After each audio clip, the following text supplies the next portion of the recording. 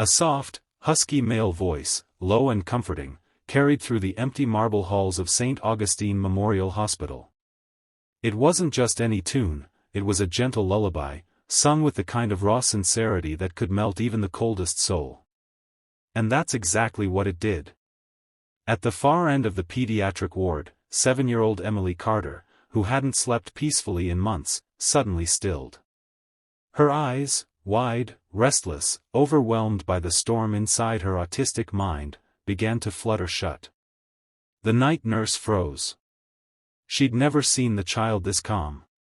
The next morning, the hospital's CEO, Victoria Carter, Emily's mother, reviewed the security footage. She leaned closer to the screen as she saw him, a janitor, mop in one hand, humming softly under the fluorescent lights as he cleaned the corridor. "Who is that?" she asked sharply. "That's Daniel Brooks, ma'am," replied her assistant. "Night shift janitor. Single dad. Just started 3 weeks ago." Victoria's jaw tightened.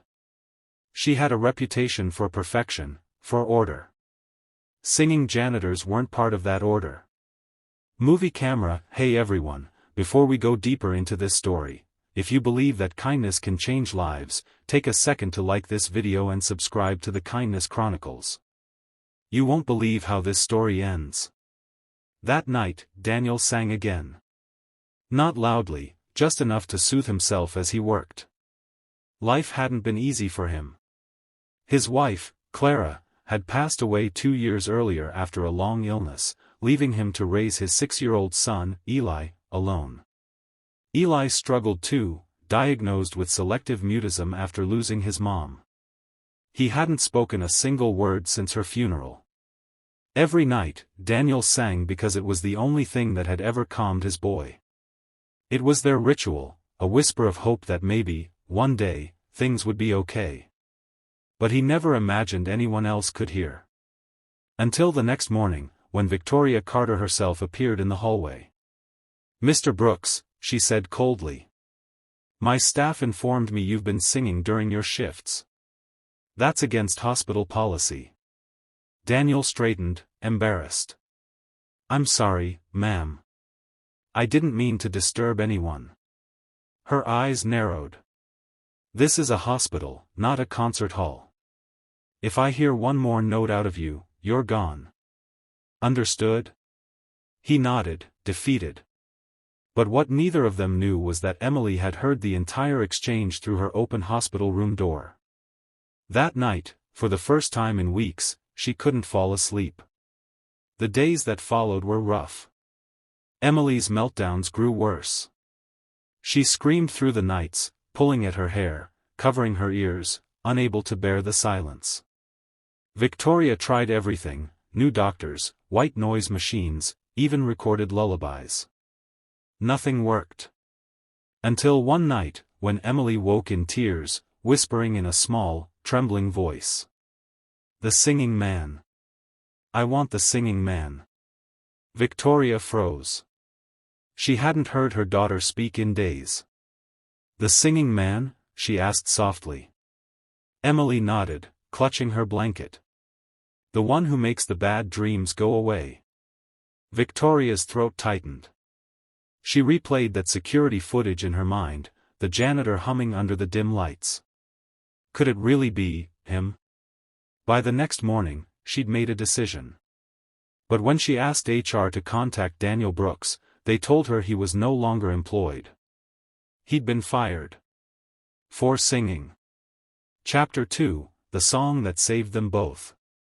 Daniel sat at his kitchen table, surrounded by bills. Rent was due. His son, Eli, sat across from him, silently sketching on a crumpled piece of paper, a picture of the two of them under a bright yellow sun. Daniel sighed. "We'll be okay, buddy. Daddy just needs to find another job." There was a knock at the door. He opened it to find a woman standing there, designer coat, immaculate hair, but eyes tired and red. Victoria Carter.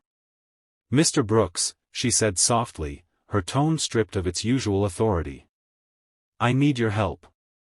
Daniel blinked, confused. My help? She nodded, trembling. It's my daughter. Emily. She only sleeps when she hears your voice. He hesitated. Ma'am, I don't understand. Her voice cracked. Please. I know I fired you. I was wrong. But she's not getting better, Anne. I don't know what else to do. Daniel looked back at Eli, who'd been listening from the table. The boy's big eyes met his, silently urging him to go. So he did. That night, Daniel stood quietly at Emily's bedside. The lights were low, the room still. He began to hum, that same simple lullaby. Within minutes, Emily's breathing slowed. Her small hand reached out and grasped his. And for the first time in weeks, she fell asleep.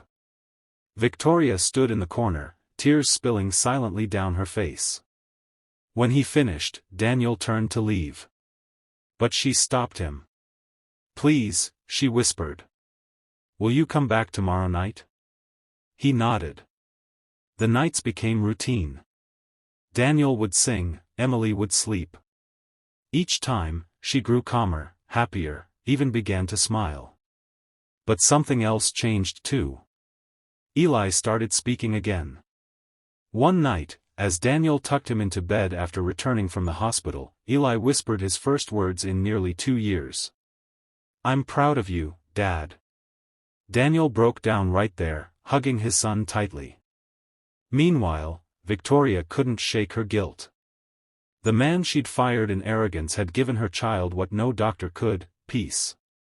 She asked Daniel one night, after Emily drifted off, "What's that song you sing?" He smiled faintly. "It's one my wife used to sing to our boy.